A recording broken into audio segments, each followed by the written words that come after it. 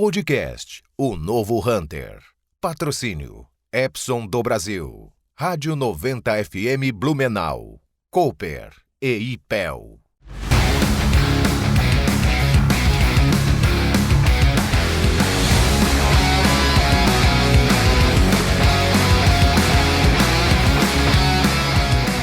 Olá, eu sou Roberto Vilela e você está no podcast Novo Hunter. A nossa proposta aqui com o podcast é ter sempre pessoas que tragam novidades, que tragam inovação, que possam falar de mercados que somem-se aí com o nosso conhecimento no meio do DJ e principalmente com o interesse da nossa audiência. E não é diferente hoje, né, DJ? É isso, a gente vai conversar com a Ludmila, que é CEO da Trender Network. A gente vai falar sobre inovação, tecnologia, mercado têxtil, o que está acontecendo, o que vai acontecer no futuro, né? Ludmila, super obrigado aí por ter aceitado o nosso convite. Obrigada a vocês, DJ, Roberto. Legal, a gente sempre começa, Ludmila, pedindo para que a pessoa faça uma linha do tempo, que ela conte um pouco da sua história e como ela chegou até o momento, né? Porque como a gente traz aqui no Novo Hunter somente presidentes, diretores e CEOs, quando a pessoa está aqui é que ela já tem uma trajetória que despertou a nossa atenção, que fez com que a gente identificasse essa pessoa no mercado. Como é que começou a história da Ludmila? Aliás, como é que a Ludmila chegou em Santa Catarina, né? Essa é uma história boa. Então, eu nasci em Niterói, eu sou natural de Niterói, no Rio de Janeiro. Sou filha de uma aeromoça da Varig, trabalhou a vida inteira na Varig, e do outro lado, meu pai, que era de profissão, um professor, mas ele era naturalmente um inovador. É aquele cara que estava sempre olhando para as coisas, tentando inventar algo melhor, uma forma nova de fazer aquilo, né? Então, ele teve até alguns insights durante a vida que hoje a gente brinca assim, nossa, se você tivesse investido naquela época, né, hoje a história seria diferente. Se tivesse startup naquela época, né? Sim, eu não sei se é o BlaBlaCar, que é o de carona. Sim. Né? Então ele inventou o BlaBlaCar lá atrás, eu era bem pequenininha, e ele falava assim, você vê, eu levo você sempre para a escola, né? Então, por que quando eu passo no ponto de ônibus, se eles já soubessem para onde eu estou indo, por que eles já não poderiam pegar uma carona comigo? Eu podia ir com uma plaquinha aqui, né? E tudo ele colocava o nome dele no final. Então, a carona do Natan, é o sanduba do Natan, ele sempre... que é o Subway, né? Ele também pensou, tudo bem que talvez o Subway já estivesse acontecendo, mas ele pensou numa linha de produção para o sanduíche dele, porque ele era louco por costela, ele queria fazer sanduíche de costela e não achava em lugar nenhum, então ele foi inventando. Então tudo ele inventava muito. E eu desde pequena escutando, né, essas inovações do meu pai, essas criatividades, e também cresci num ambiente de escola muito criativo. Minha escola sempre incentivou, saíram muitos jornalistas, artistas, era uma escola experimental, então tinham cadeiras diferentes, aulas de spray, né, então eles incentivavam muito a criatividade. Então, foi nesse ambiente que eu cresci e me formei, né, no fundamental, e sempre quis fazer moda, né? Em algum momento ali perto do vestibular, eu estava no momento onde eu pesquisava o que eu queria usar nas festinhas de final de semana, nas revistas, que era o que tinha na época, e eu queria usar aquilo, não tinha como, então eu imaginei, né, como meu pai fazia, um lugar onde tinham costureiras, onde tinham várias revistas, computador, um café, e a pessoa ia lá fazer um lanche, escolhia a roupa, a costureira costurava, e depois que eu terminava de lanchar, minha roupa já estava pronta. Então foi ali, desse... Express, né, em 1997 que eu entrei na faculdade, e ali eu comecei com essa ideia de trabalhar com moda e tal, até que aí entra a minha mãe, que trabalhou na Varig a vida inteira, estava sempre para cima e para baixo.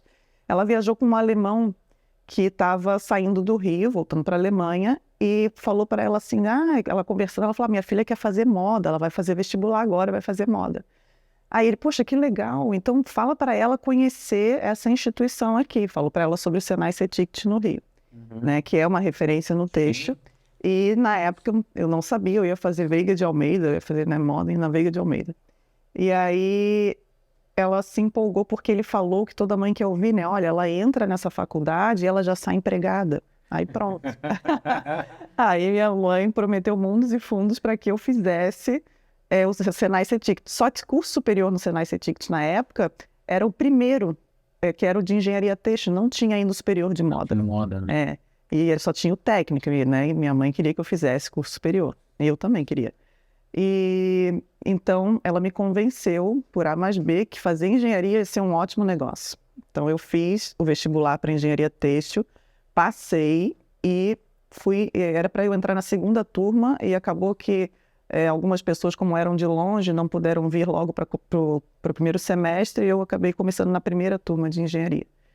E lutei ali, que eu nunca fui muito de exatas, né? Como eu falei, eu era uma pessoa mais do criativo, gostava muito de escrever e fui tendo que lidar com física, com cálculo, né? Fenômenos, e me enrolei um pouco, mas fui bem. E depois que eu saí da faculdade, a Karsten, né? Ó, já estou me aproximando de como eu cheguei em Blumenau. A Karsten foi lá no Senai CETICT para apresentar o primeiro programa de trainee deles, né? E eu achei interessante, embora todo o meu objetivo fosse ou ir para Minas ou ir para o Nordeste, porque eram lugares mais quentes, eu tinha pavor, eu odeio frio até hoje, então eu queria ir lá para cima. E aí veio a Karsten, eu achei aquilo muito legal, e na época o que é muito legal do jovem, né, é que assim, a porta que se abre, ele vai, né, ele não pensa muito nas consequências, a única consequência que eu pensei naquele momento foi o frio. Então, eu fui. E aí, o processo seletivo aconteceu em Curitiba. Aí já foi uma festa, já chamei uma amiga, vamos junto, a gente já passa lá um final de semana. Fizemos o processo seletivo, fizemos amigos ali em Curitiba. E quando eu voltei para o Rio, depois de alguns dias, eu soube que eu tinha passado. Aí pronto, né? Aí vem o choque. Eu falei, meu Deus, né? Então eu vou mesmo, vou morar em Blumenau. Aí cheguei em Blumenau, né? Para me ajeitar. E como era uma fábrica lá perto de Pomerode, e essa minha amiga namorava um rapaz de Pomerode, a gente morou um mês em Pomerode. Então, pensa, eu vim do Rio, fui lá para Pomerode, passei um mês, foi um choque de eu falar assim, tá, o que eu vou fazer, né? Tinha, acho que uma pastelaria na época, e uma sorveteria, tinha um salão de beleza muito bom, tinha torta, em que todo mundo falava maravilha. Maravilhoso. E aí eu comecei ali, fiz o programa de trainee, eu queria para a parte de desenvolvimento de produto e tal, acabou que as vagas, acho que, se eu bem me lembro, abriram para algumas áreas que não eram muito envolvidas com criativo. Mas aí terminou o programa e eu voltei para o Rio, né? Nisso que eu voltei para o Rio, eu conheci o Marco no aeroporto, que é o meu marido.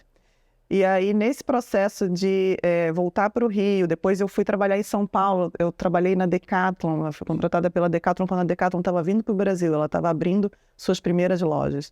Então, foi uma experiência também que trouxe um olhar diferente também para o têxtil, porque eu fui trabalhar com o esportivo, né? Então, me abriu um novo universo. E aí, o esportivo, você trabalha muito com tecnologia, com inovação, né? Tem muitas características ali que fazem realmente o tecido esportivo ser performático. Então, saí da Decathlon porque São Paulo, eu não me adaptei com o ritmo, não é de trabalho, mas é o ritmo de relacionamento profissional de São Paulo, aquilo não era muito compatível. Então, eu saí, voltei para o Rio e naquele momento eu queria por mim mesma, né, para onde que eu vou agora? Eu comecei a distribuir currículo, escolher as oportunidades e o Marco, né, já queria me trazer para Blumenau, bem esperto. E ele falou assim, me dá o seu currículo. Aí eu, muito orgulhosa, falei, não precisa, eu vou conseguir por mim mesma, né? Só que aí deu ali 4, 5 meses, começou a bater ansiedade, eu falei, quer saber? Toma, manda meu currículo. Para quem? Ele falou, tem um monte de clientes na área têxtil.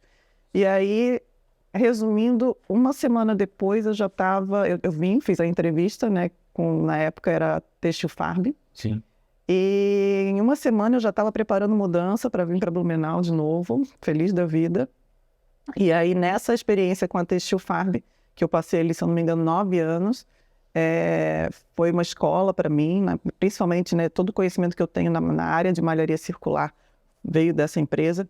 E é uma empresa que sempre teve uma abertura muito grande para a inovação, né? Então, o diretor, né, na época, que era o Ricardo e o Fabrício, os dois sempre foram muito abertos para o novo. Então, ali eu tive uma oportunidade muito grande de testar e aprender muitos novos conhecimentos, né? E a gente testou muito desses conhecimentos, a gente estudava, a gente pesquisava, né? Viajava, via o que tinha de novo e tentava implantar.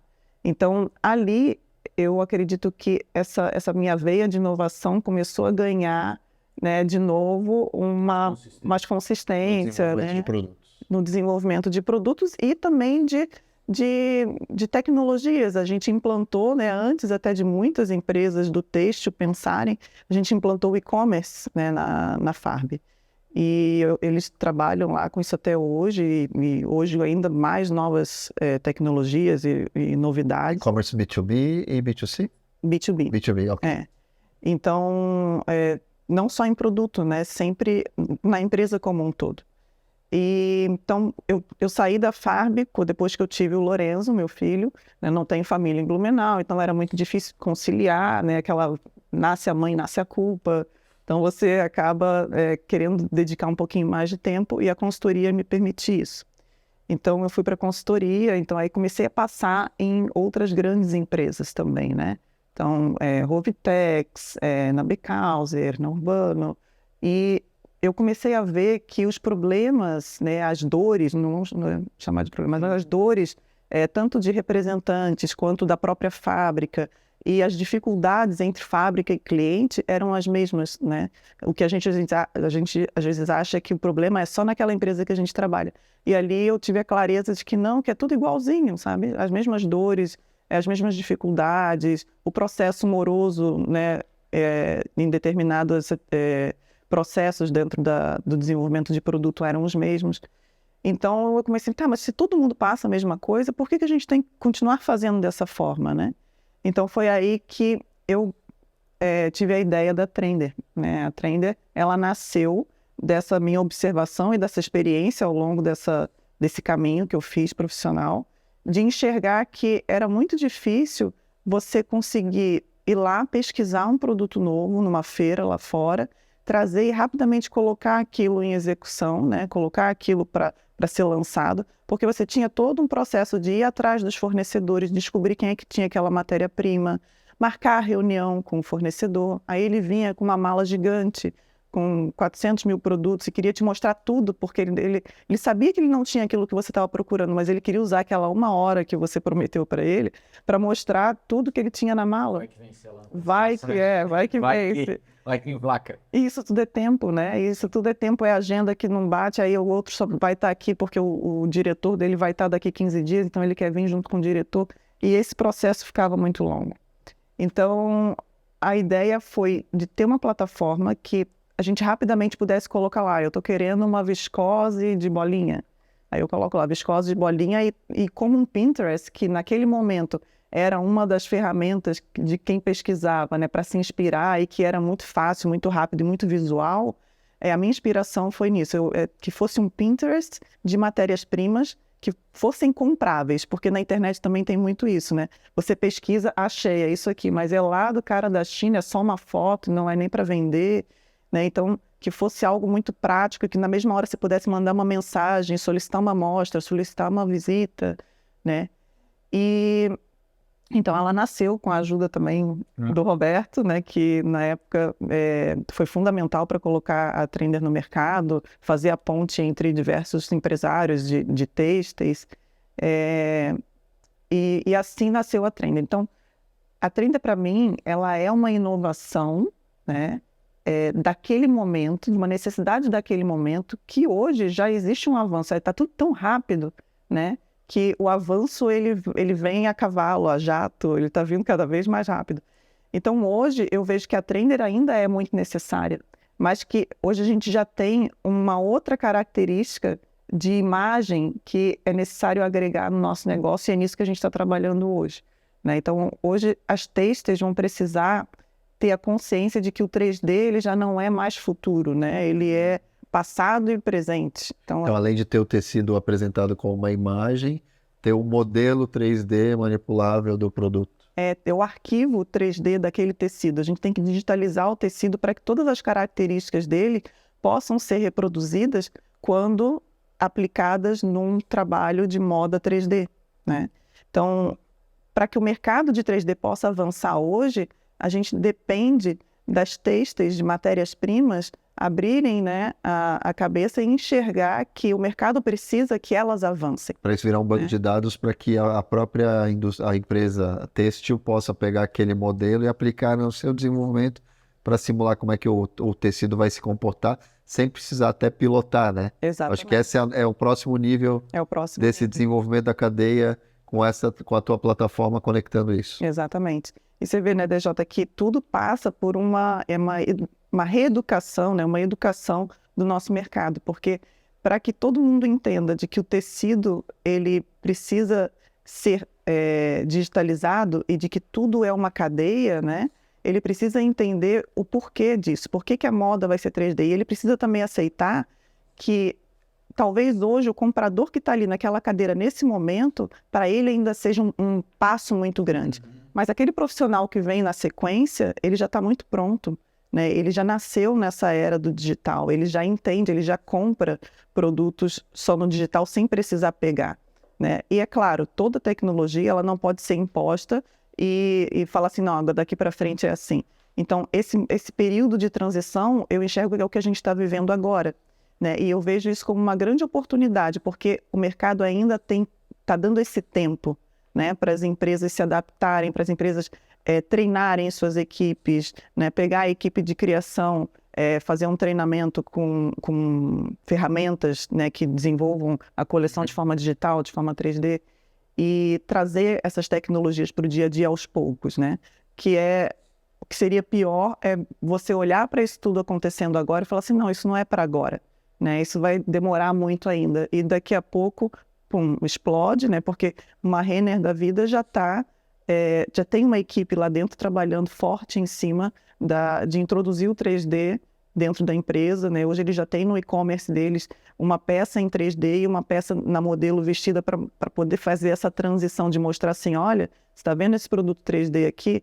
Você está comprando ele e olha só como é igual a peça que está na modelo, a peça física que está na modelo. Você pode confiar, né? Então, eu acho que isso está sendo uma transição silenciosa e muitas empresas não estão prestando atenção para esse momento e essa grande oportunidade que é usar o agora para poder fazer toda essa introdução das novas tecnologias no processo. Você acha que, falando até dessa questão do 3D, você acha que a barreira maior que existe entre as empresas ou as indústrias de aceitarem a necessidade de digitalizar as bases de tecido, colocando dentro do formato 3D para que possam avançar do seu ponto de vista tecnológico? Isso é uma barreira muito mais, vamos dizer assim, psicológica ou conservadora, porque assim, sei lá, o consumidor não vai aceitar dentro desse formato, ou a barreira envolve custo, do tipo, fica muito caro para minha empresa que tem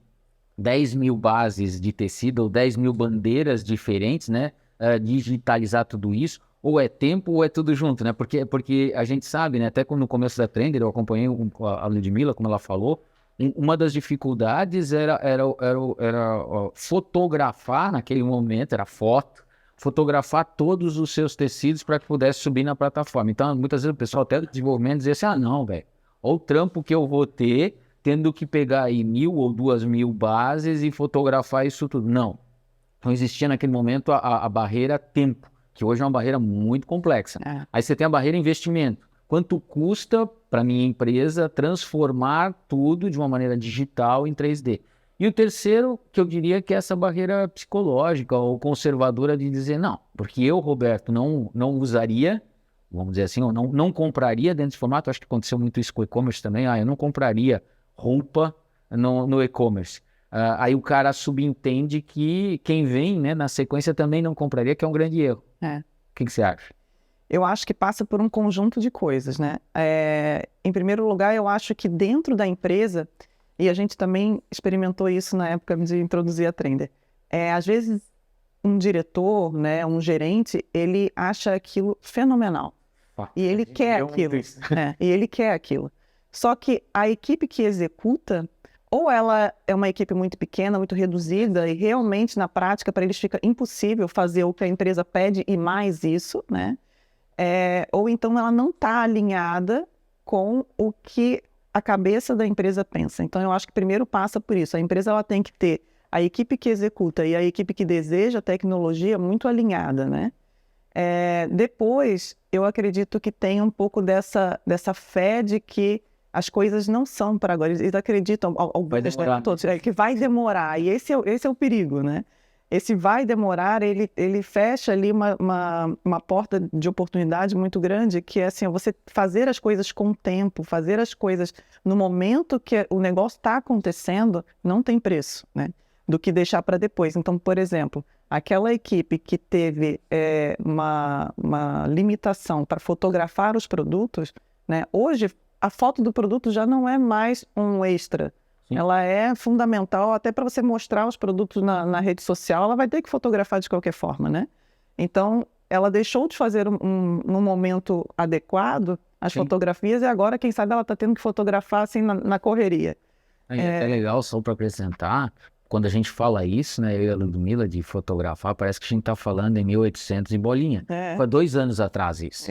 Não é 2 anos atrás isso. É que a gente está falando de limitação e não querer fotografar. 2 anos atrás. Eu não estou falando de quando ela veio para não. A gente está falando 2 anos atrás. 2021. 2021 não queriam fazer foto. Não, tá louco, meu. Foto.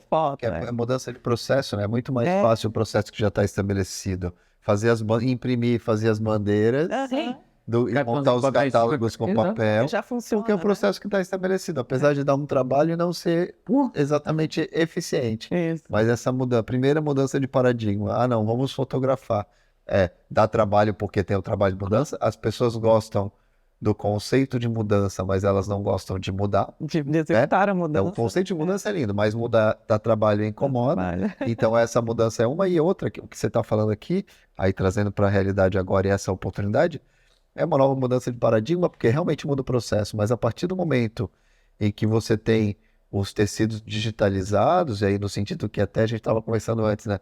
Imagina quando a Pixar ou uma empresa de 3D faz lá os modelos de cabelo, de fogo, de elementos, como eles reagem, o tecido também reage. É isso que tem que ser digitalizado, né? Não é só a imagem. Não. Então, a partir do momento que você tem uma biblioteca das características do tecido e como ele reage, se você mudou a estampa, num processo mecânico, você tem que imprimir, você tem que cortar, tem que colar, tem que distribuir.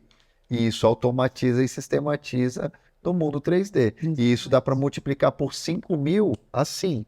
Essa é a mudança, né? Potencializa para lá, para entregar valor para o mundo real dentro da cadeia da indústria, para vender produto, né? Simulando a aplicação. Aqui na tua roupa, como vai ficar o acabamento, como se comporta na luz. E até mais para o futuro, até para digitalizar os próprios produtos, né? Sim.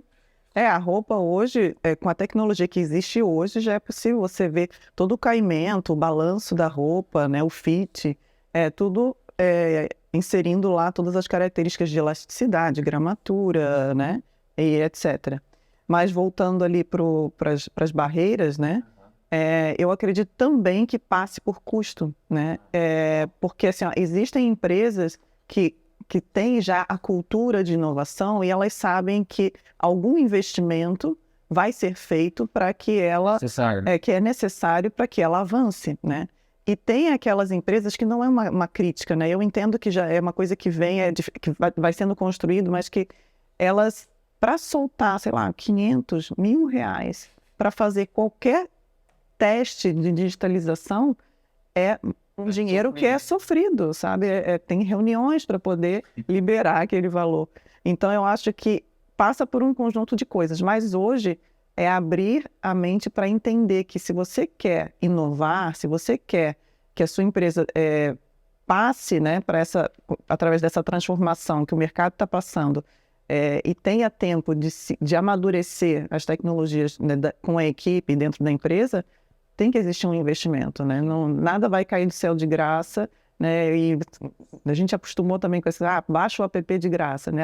Até nisso a gente já viu que os bons apps a gente tem que pagar também. Então, existe um valor a ser investido. Claro, você não precisa distorcer o nível de investimento que você sempre aplicou para projetos dentro da sua empresa. Mas você pode estipular um orçamento. É isso daqui? Então não faz a coleção inteira, faz o que você lançou agora. Começa pequeno, vai testando, né? Vai fazendo essa transição. Então, as principais barreiras hoje eu vejo que são essas. A gente vê, ontem a gente estava no Connect to Market. Quem vai assistir o episódio hoje vai fazer já um bom tempo que a gente estava no Connect, mas eu acho legal comentar isso. E no último painel que eu fiz com o Henrique Sei e com o Roberto Dagnoni, houve uma fala que vai ao encontro do que você acabou de falar, né? Que é o imediatismo quando a gente fala, às vezes, de investimento dentro das indústrias. Né? Do cara imaginar assim, o digital, muitas vezes, ele não vai permitir uma percepção de retorno de investimento muito rápido. Que o analógico, às vezes, permite, porque o cara já está acostumado com esse analógico. Então, quando o indivíduo fala de R$ 500 ou R$ 1.000, claro que esse valor não é relevante para uma indústria têxtil de grande porte, isso é insignificante. Entretanto, ele olha assim, estou botando esse dinheiro e não sei quando ele retorna, porque eu estou investindo, aspas, né, a fundo perdido. Quando é que vai retornar esse daí? Então é R$ 1.000 que eu estou rasgando. Então eu prefiro botar esse R$ 1.000, ou 10, ou 15, ou 20, ou 200, em um outro processo analógico que eu sei que em 3 meses ou 6 meses ele vai retornar. E isso é uma mudança de paradigma, já começa por aí, de entender que quando eu passo por um processo de mudança, eu tenho que ter um pouco mais de flexibilidade, entendimento que isso é uma trilha e que lá na frente o resultado virá. Mas é que a gente tem memória curta, né? A gente esquece que às vezes no analógico também era assim, quando eu comprava uma máquina de repente inovadora, mas que era analógica, talvez até ela engrenar e me dar o retorno daquele investimento, fazer a amortização daquele investimento, demorou 5 anos. Mas eu estava tranquilo, porque era um negócio que eu dominava. Como o digital, ele para alguns gestores, ele sai da área de conforto, ponto de interrogação, tipo, eu não domino isso. Então, quando é que volta? Se é que volta, né? Então, eu acho que esse é um ponto. E os gestores têm que admitir até a sua incompetência nessa área e delegar isso para quem tem competência para cuidar. E normalmente alguém mais e as empresas têm que entender isso, que inovação demanda investimento, tem no mínimo a curva J ou investimento a fundo perdido, e que seja na teoria do motor 1, motor 2, seja na teoria de explore e exploit, ou seja, hoje que se fala muito dos horizontes de inovação, H1, H2, H3, entender o que está no curto prazo, no médio prazo, no longo prazo, em termos de possibilidade, para a gente sair dos ganhos de, esse ano a gente vai crescer 5%, 10%, 15%, e a gente pensar em realmente mudança de paradigma que podem dar saltos quânticos de faturamento, de oportunidades de mercado, de conquista de espaço. Né? É por isso que eu acho até que você ter um time interno ou uma consultoria que ajude nesses projetos de inovação dentro dessas empresas, né? Então, criar esses projetos de transição entre o estado atual e aquela versão tecnológica daquela empresa, né? Então, hoje a Trender ela faz esse trabalho dentro de empresas que desejam passar por essa transformação digital, ajudando justamente isso, a desenhar aonde que ela quer chegar. Então, eu quero digitalizar os meus tecidos, um exemplo, né? Porque depois tem projetos dentro de confecções. Então, vamos mapear quais são as confecções que hoje trabalham com 3D, né? Então, vamos fazer um trabalho de focar nessas confecções, oferecendo os arquivos, vendo o que elas conseguem desenvolver a partir disso, mostrar esse trabalho para as demais confecções e assim a gente vai crescendo, né, de uma forma organizada, enxergando cada passo aonde a gente quer chegar, do que só simplesmente pegar e falar, então tá, vamos digitalizar os tecidos e pronto, aí ficam aqueles arquivos ali, ninguém sabe o que faz com aquilo, aí olha, viu, isso não adiantou nada, isso não deu resultado, né? Então é importante o planejamento, o projeto, porque ações isoladas, como a gente vê hoje também, então tem muita gente, quando saiu o assunto de metaverso, como a gente estava falando ali, todo mundo está no metaverso, aí um monte de campanha com metaverso, mas o que de fato a pessoa fez? Que valor está entregando? Que valor está entregando? É só para dizer que está... Virou processo? Entregou valor? Não. É só para poder fazer um marketing, né? Então, assim, é tecnologia para marketing. Não, e aí é o marketing, a pior definição de marketing, que é só o truque. E marketing não é sobre isso. Não marketing é sobre entregar valor de verdade de maneira consistente para as pessoas. Exatamente. É interessante comentar quando você fala de metaverso, né, desse movimento, assim, às vezes que é muito mais para estar junto com todo mundo, seguir o fluxo de qualquer outra coisa. A gente não precisa ir muito longe. Se a gente vem para quando iniciou a indústria 4.0, foi muito similar, né? O cara não tinha um conceito, o cara não tinha uma estrutura, tampouco tinha automação para tal, mas se dizia alinhado com a indústria 4.0, porque era, vamos dizer assim, politicamente correto falar isso. Vamos falar um pouco de inovação, já que você falou dessa questão da Trender. Eu acho que é muito legal para a nossa audiência e para mim, para o DJ aqui também, a gente ouvir da Ludmilla o que tem de novo, o que tem de inovador quando a gente fala de tecnologia, de tecidos, de soluções dentro hoje da moda e da indústria têxtil. Eu sei que a Trender pesquisa muito isso e eu acho que é legal a gente compartilhar. Legal. A inovação, até ontem lá no evento, né, que a gente participou, a gente falou um pouquinho disso. A inovação, ela não acontece de forma isolada, né? Então, o mundo, ele funciona em cadeia. Então, todos os setores, energia, alimentos, mobilidade, em todos eles estão acontecendo inovações, né? Estão acontecendo disrupções. Então, a gente viu que antes a gente achava, né, impensável pegar carona com qualquer carro através de um aplicativo, e hoje ninguém vive sem Uber, né? Natan, né? Hã? Tá aí teu vai. Tá aí meu pai para provar que já era uma ideia que o mundo precisava. E em todos os setores a gente está vendo que existe um movimento de inovação e investimento em novos materiais, né? Digitalização, realidade aumentada, inteligência artificial. Então, em todos esses mercados, a ciência, a tecnologia e os negócios, eles estão avançando, né? Então, na energia, por exemplo, eles já têm a tecnologia de fabricar lâmpadas de LED a partir de casca de arroz. Já existe um projeto que estão testando, a prefeitura lá do Texas está fazendo um pedaço da cidade com magnet, que é um cimento que é magnetizado e ele carrega os carros elétricos conforme eles vão andando naquelas estradas. Então, em energia, além de painéis solares, então você pode ter prédios onde os vidros são, as janelas, né, elas são painéis solares e geram energia para o próprio edifício que, né, se torna autossustentável. Então, são tecnologias que não necessariamente elas vão vingar, você vai ver isso sendo aplicado, mas isso mostra que existe um movimento do mercado em fazer com que as coisas avancem num nível de que fique mais sustentável, né, a ponto de que fiquem mais sustentáveis, e também de que as coisas se desmaterializem, né, ou seja, cada vez mais indo para o virtual. A Spotify é um exemplo, né, aquela série eu acho muito, muito bacana da trajetória deles, de o quanto foi difícil convencer a indústria da música de que não precisava mais dos CDs, que aquilo poderia ser digital, e além de digital, que poderia ser para todos, né, que a gente pudesse baixar as músicas.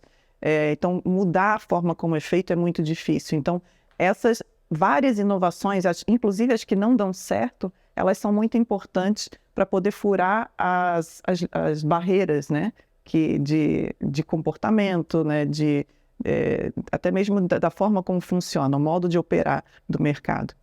Depois, passando ali para alimentos, que tem exemplos muito legais que, através da captação da poluição, né, do ar, eles passam isso por dutos, levam para laboratórios e começam a extrair, né, desse CO2 e todos os outros elementos que estão ali no ar, eles extraem álcool, e do álcool dali cada um transforma numa matéria-prima diferente. Então, na área de alimentos, eles transformaram em proteína. Sai um pó, assim, que é uma proteína. E dessa proteína, eles criam carne, com sabor e textura de carne, frutos do mar, né? Então, a gente já vê que tem alimentos sendo feitos que não são de origem animal, desenvolvidas através da captação de CO2 e elementos do ar. Mesma coisa, pelo mesmo processo, fizeram um tecido, se não me engano, Lanzatec, esse é o nome da empresa, que fez um tecido de poliéster, que também, depois dessa extração, né, do álcool, o álcool foi transformado na matéria-prima base do poliéster, e dali para frente o processo de fabricação do fio segue o mesmo, né? Aí o ponto importante é que em vez de ser uma base de petróleo ou de fonte não renovável, de fonte renovável. De fonte renovável. Ciclando, que eu acho que esse é a grande questão, né? A gente tem, aí até diferenciando, o que está ainda no laboratório sendo testado para virar efetivamente inovação para o mercado, que são produtos entregues no mercado. Isso. A gente tem um grande desafio da humanidade, que é repensar e reconfigurar os sistemas, porque hoje os sistemas de produção e de consumo estão calibrados para consumir coisas que aumentam a temperatura do ambiente, que geram poluição, que geram todos os problemas que geram malefícios, etc. Então, eu acho que essa é Esse é o grande barato, né? De ter novas cadeias produtivas ou novos sistemas que possam substituir o sistema atual. Exatamente. Nesse sentido, de uma forma renovável e que gere impacto positivo. Né? E o mais legal é que isso está acontecendo, né? Essas iniciativas, tem pessoas pensando nisso, tem pessoas que já estão criando essas soluções. Agora basta que grandes nomes, então esse projeto ali do poliéster, a Zara bancou e lançou peças, né? Chegou a comercializar peças feitas com esse tecido.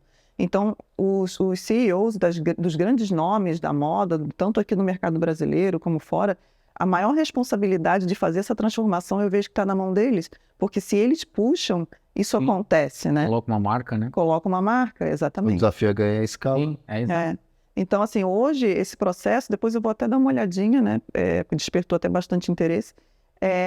Se esse projeto ele está sendo agora pensado para ganhar escala, né? Para que outras fábricas possam aplicar esse processo de captação de CO2, elementos do ar, etc., para transformar em novos tecidos. Porque o grande desafio é a gente ter a curva de adoção de inovação, de novas tecnologias, que é sempre uma curva de cima. Aí você tem os ultra inovadores, o objetivo é tentar acelerar esse processo, tentar fazer com que esse sistema mude o mais rápido possível.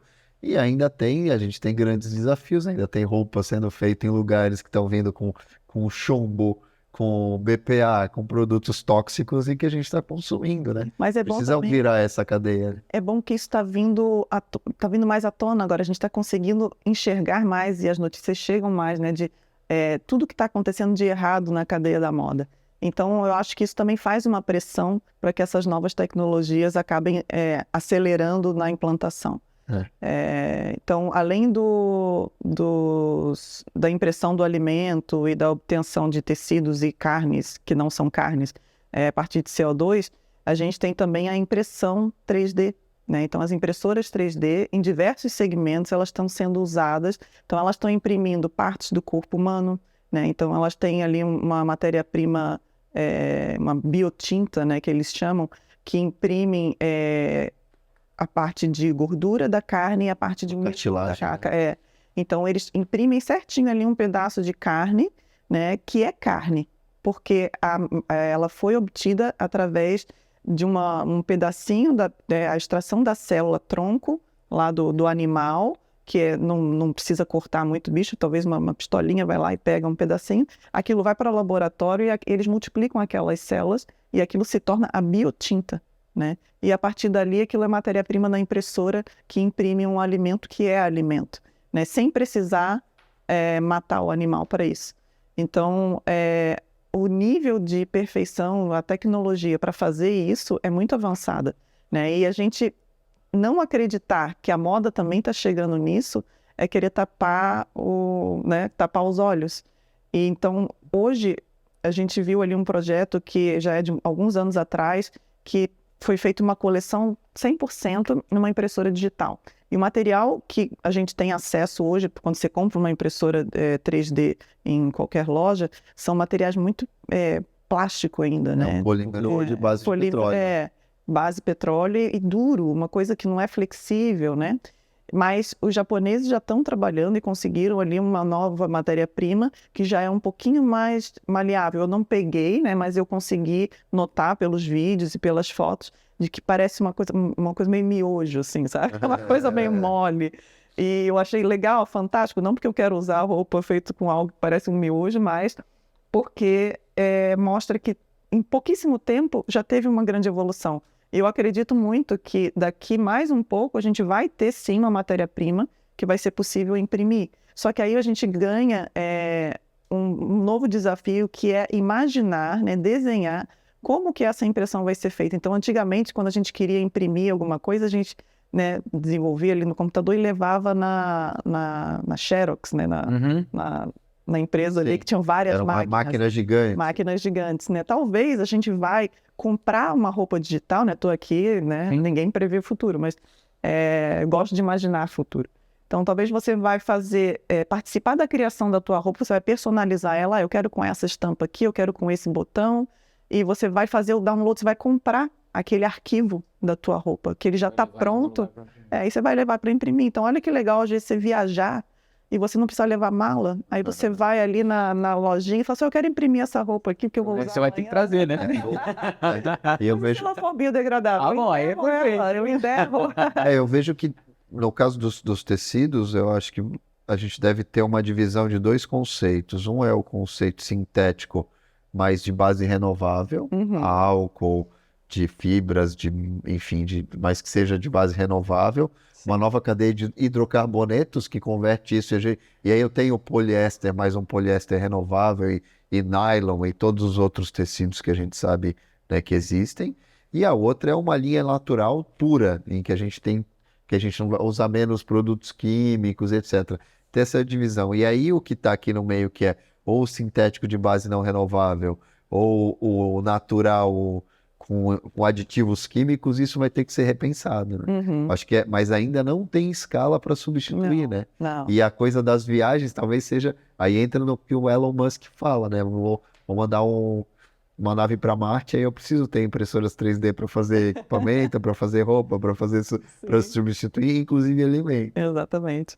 Eu escutei uma ideia, né, uma teoria muito legal no curso de futurismo que eu fiz no ano passado, que é assim, que no futuro a gente vai ter em casa alguns aparelhos, né, como a gente tem hoje uma air fryer, um micro-ondas, a gente vai ter essas impressoras e vai ter o reciclador, né? Então, por exemplo, eu tenho uma obra aqui em casa, eu vou fazer um capacete para o rapaz usar. Aí ele usou, eu pego, né, pico assim, né, quebro, coloco ali e aquilo derrete e já vira de novo a matéria-prima para poder imprimir uma nova coisa. Agora eu vou imprimir um óculos, né? Então, aquilo ali vai se tornando algo que você não vai mais ter o problema de descarte, né? Então, até na hora de criar uma nova tecnologia, é legal que eu já pense nela, ultrapassando os problemas que eu tenho hoje com o atual processo. É isso na escala residencial, mas, por exemplo, na escala de comunidade, no Japão já tem usinas de energia baseadas em queima de lixo, em que você entrega para a comunidade Aham. energia a partir do consumo, né? Então tem isso também. Então tá Legal. tudo alinhado, né? Muito bacana. Legal. Antes da gente fazer a última pergunta, eu vou deixar ela para o DJ, eu queria que você só comentasse qual é assim, a orientação que você está dando para a Tender aí para o futuro, para onde você está levando, o que você está imaginando com a empresa, para os próximos passos aí. Vai nessa veia de inovação mesmo? Sim, a Trender ela nasceu primeiro com o objetivo de conectar, mas como a gente conversou aqui, existiram algumas barreiras, né? Até que a gente conseguisse fazer isso e até que a gente conseguisse ter todo mundo. Porque só é legal uma plataforma de conexão quando você tem muitas pessoas para conectar, muitas pontas, né? De rede, né? É o efeito de rede. E ele só vai existir quando houver um interesse das duas partes. E a gente entendeu que passa por uma transformação do mercado que está acontecendo lentamente. Então, assim, a gente acabou tirando a parte de conteúdo, né? Antes a gente gerava, né, conteúdos de tendência e a gente viu que não é isso. Então, a gente tem que focar, porque a gente não quer que as pessoas cheguem na Trender por causa de conteúdo de moda. A gente quer que cheguem na Trender porque querem achar um fornecedor, porque querem conectar com outros profissionais. Mas a gente esbarrou nessa questão de que, então se a gente, né, defende tanto e acredita tanto na digitalização e na entrada da moda 3D, por que a Trender não está funcionando dessa forma? Então agora a gente está trazendo esse serviço de digitalização de tecidos, tá? E também de ajudar as empresas nesse processo de transformação digital. Então, a minha empresa, ela trabalha hoje, sei lá, desenhando minha coleção no Corel ou em algum outro programa. A gente tem a parte ali de modelagem, que é feita também no digital, mas aí a gente imprime. Então, o que eu posso fazer hoje no meu processo de desenvolvimento para poder adequar para os novos tempos, né? Eu não gosto dessa palavra, eu acho meio... Mas, assim, para adequar para a transformação digital que está acontecendo, até, quem sabe, a venda do meu produto, né? Então, como é que eu posso chegar na moda 3D? Como é que eu posso treinar a minha equipe interna? Então, a Trender hoje está focada em crescer ajudando as empresas, né? Porque aí, naturalmente, elas vão estar prontas para estar dentro da plataforma e as confecções, né? E tanto as duas pontas vão estar mais interessadas nessa conexão. Legal. A outra pergunta ficou Bom, legal. bom, Ludmila, e dentro desse cenário de mudança, de transformação de mercado, como é que você vê o perfil do profissional para lidar com toda essa mudança e se dar bem nesse processo? Eu acho que tanto o profissional que está, né, numa cadeira importante de liderança, quanto o profissional que está nas equipes de execução e outras equipes dentro da empresa, eu acho que o principal é a gente não ter a gente ter uma cabeça aberta, uma mente aberta para enxergar que a gente sabe muita coisa, mas que a gente ainda falta saber muito, muito mais para alcançar todo o potencial que está vindo pela frente, né? Então, tá aberto para conhecer coisas novas e não achar que sabe tudo, porque hoje com a internet a gente acha que a gente lê um pouquinho e a gente já sabe tudo, né? Então, eu acho que se abrir para o novo é fundamental. Focar em equipes criativas, porque a tecnologia ela vai ocupar espaços de atividades que são muito burocráticas, que são muito manuais, né? E o que vai sobrar para as equipes, para que elas sejam realmente, tragam um diferencial para a empresa, é o criativo, né? Então, tornar não só a equipe que trabalha com o produto uma equipe criativa, mas a equipe que trabalha no administrativo, ela tem que ser uma equipe criativa. No financeiro, ela tem que ser uma equipe criativa. Porque o criativo é o que vai ser a habilidade do futuro, né? Então, eu hoje prepararia minha equipe para trabalhar de forma criativa em diversos setores da minha empresa. Legal. Bom, bacana. E é importante a gente pensar sobre isso, né? Essa transformação de tecnologia, de bases tecnológicas, tantas tendências, as possibilidades do futuro para as indústrias e para as pessoas. Acho que no limite é isso, né? Ver as melhores maneiras de entregar valor para as pessoas no limite. Ludmila, muito obrigado por contar um pouco da tua história, né? Adorei. Contar a tua jornada e o que você está fazendo na Trender. É muito bacana, é uma grande oportunidade para as indústrias olharem para uma plataforma que conecta, né, o cliente com o produtor, né, de uma maneira tecnológica, mas que faz sentido e está apontando para o futuro, né? Uhum. Obrigado mesmo. Obrigada a vocês, né, pelo convite. Eu adoro falar de inovação, adoro falar de novidades e poder compartilhar isso, não só com vocês, mas com toda a audiência. É muito bom. Legal. Obrigada. Obrigado, Ludmila. Você acabou de acompanhar aí no episódio da Ludmila. A gente vai deixar, inclusive, aqui o site da Trender para você acessar as redes sociais, né, o Instagram, até para você ver um pouco mais das soluções que a Trender propõe e para acompanhar um pouco mais esse momento de inovação de mercado e o quão importante é você estar com a mente aberta, tal qual a Ludmila falou, disposto a ser mais criativo e principalmente sem essas barreiras que normalmente são as que mais atrapalham no processo de evolução. É lógico que o processo não é rápido, mas é fundamental que a gente esteja disposto. Então continue prestigiando o nosso podcast. Se você ainda não fez inscrição, está só assistindo o episódio da Ludmila, mas não se inscreveu no canal, por favor, se inscreva, acompanhe todos os demais. A gente sempre traz conteúdos muito relevantes aqui, profissionais muito diferenciados e que certamente vão servir num dado distante da sua carreira. Então compartilhe os episódios, principalmente com as pessoas que você acredita que também pode fazer a diferença aí os conteúdos. Valeu? Forte abraço e até o próximo episódio.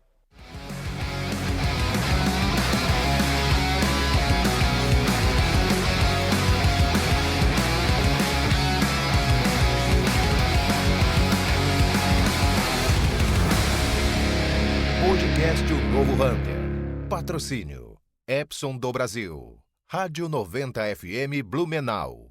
Cooper e IPEL.